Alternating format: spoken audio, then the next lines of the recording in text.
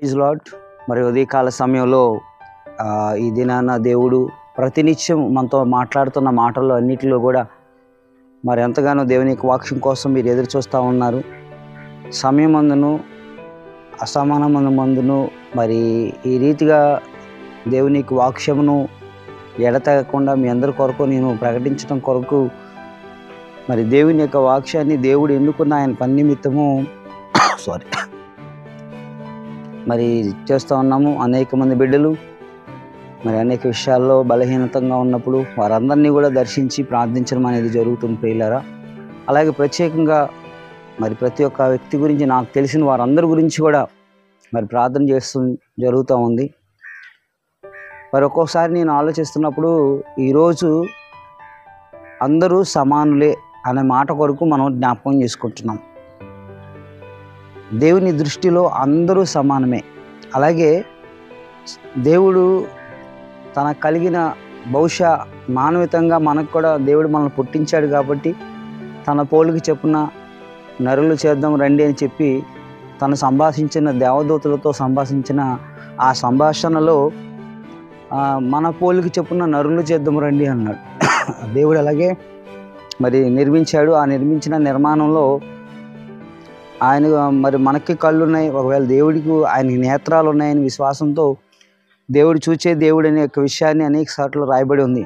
అట్లాగే ఒక స్త్రీగాను ఒక పురుషునిగాను మొట్టమొదటిగా ఒక స్త్రీగాను దేవుడు నిర్మించాడు.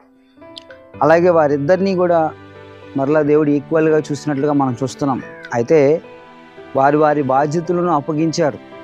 ఒకరు ఎలా ప్రయాసపడాలో లేకపోతే ఒకరు ఎలాగా ఆ బిడ్డలకి జన్మనివ్వాలో అనే విషయాన్ని దేవుడు డివైడ్ చేసి అప్పగించాడు. కానీ ప్రయాసపడటంలోనూ అర్థం చేసుకోవడంలోనూ శరీరంలో ఉన్న ప్రతి ఒక్క ప్రతి ఒక్క అవయవాల్లో కొన్ని అన్నిటినీ కూడా సమానంగా దేవుడు చేశాడు. ఒక లింగ భేదం తప్ప మిగతా విషయాలన్నిటిలో కూడా ఆధ్యాత్మికంగా ఆలోచిస్తే దేవుడు సమస్తాన్ని కూడా మరి ఈక్వల్గా దేవుడు పుట్టించినట్లుగా మనం చూస్తున్నాం. అట్లాగే దేవుడు మనల్ని ఆయన కోరుకుంటున్నాడు ఏమని, మరి భూమి మీద ప్రతి ఒక్కరు కూడా మరి ధనవంతుడని లేనివాడని మధ్యస్థితి కలిగిన వాడని దేవుడు అన్నిటినీ పుట్టించాడు. అలాగే అందరూ అలా ఉంటేనే ఈ భూమి మీద క్రమం అనేది జరిగిద్ది. చాలామంది ఏం ఆలోచిస్తారంటే అందరం గొప్పవాళ్ళం అయిపోవాలని ఆలోచిస్తుంటాం. దేవుడు సంపన్న కలిగిన వాడిని పుట్టించాడు, తన తగ్గ పని దేవుడు ఆయన పుట్టించాడు. అలాగే మిడిల్ ఫ్యామిలీ పుట్టించాడు, వాళ్ళని తగ్గ పనులు దేవుడు వాళ్ళకి పెట్టించాడు. అట్లాగే లేని వాడిని పుట్టించాడు, ఆ లేని వాడికి ఉన్నతమైన వాడు ఇచ్చినట్లుగా దేవుడు పుట్టించాడు. అలాగే ఉన్నతమైన స్థితికి కాంపిటీషన్గా లేనివాడు మిడిల్ ఫ్యామిలీని దేవుడు పుట్టించాడు. కాబట్టి ఈ సమయం ముందు దేవుడు మరి ఆయన దృష్టి అందరి దృష్టిలో సమానమే.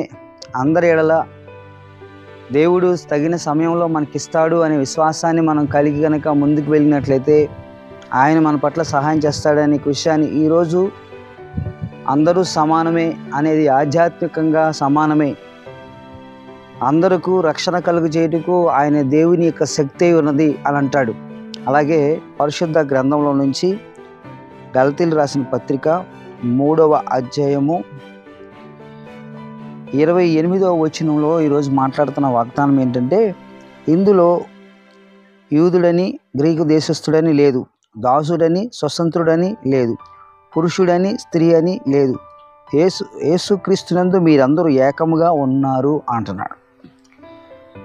మీరు క్రీస్తు సంబంధులైతే ఆ పక్షమందు అబ్రహాము యొక్క సంతానమై ఉండి వాగ్దానం ప్రకారము వారసులే ఉన్నారు అంటున్నాడు. అలాగే దేవుని యొక్క వాక్యంలో చదవబడిన రీతిగా ఈరోజు ఇందులో యూదుడని గ్రీకు దేశస్థుడని లేదు, దాసుడని స్వతంత్రుడని లేదు, పురుషుడని స్త్రీ అని లేదు, యేసుక్రీస్తునందు మీరందరూ ఏకముగా ఉన్నారు అంటున్నారు. మీరందరూ ఏకమై ఉన్నారు. యూదుడని గ్రీకు దేశస్థుడని, లేకపోతే దాసుడని స్వతంత్రుడని, లేకపోతే నేను చాలా తగ్గువానని, నేను దేవుడికి దగ్గరని, లేకపోతే నా ప్రార్థన అంటాడు, ఆయన ప్రార్థన అంటాడు, నేను స్పెషల్ దేవుడికి అనేది లేదు. దేవుడికి అందరూ సమానమే. ఎవరైతే ప్రార్థన చేస్తారో పురుషుడైనా స్త్రీ అయినా పిల్లవాడైనా వృద్ధుడైనా అందరూ సమానమే. అందరి ప్రార్థన దేవుడి సన్నిధి చేరుతుంది. కాబట్టి గ్రహించి మరి ఈ సమయం మందు దేవుని యొక్క నామంలో మరి ఈరోజు అందరూ ఈక్వాలిటీ అనే ఒక మాటను మనం జ్ఞాపకం చేసుకుంటాం. మరి ఐస్ ఆఫ్ గాడ్ ఈక్వల్, ఆయన యొక్క కనుదృష్టి అందరి ఎడల సమానంగా ఉంది అనే విషయాన్ని మనం జ్ఞాపకం చేసుకొని దేవునికి మనం లోబడదాం. మరి దేవుని నుంచి ఒక గొప్ప ఆశీస్సులు పొందుకుందాం. అలాగే ఆయన భక్తులైన వారి ఎడల కూడా దేవుడు ఎప్పుడు సమానంగానే ప్రవర్తించాడు.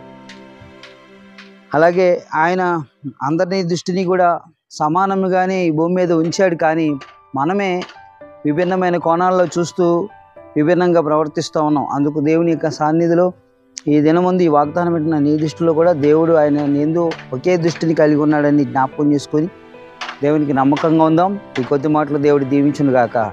ఆమేన్. God bless you all.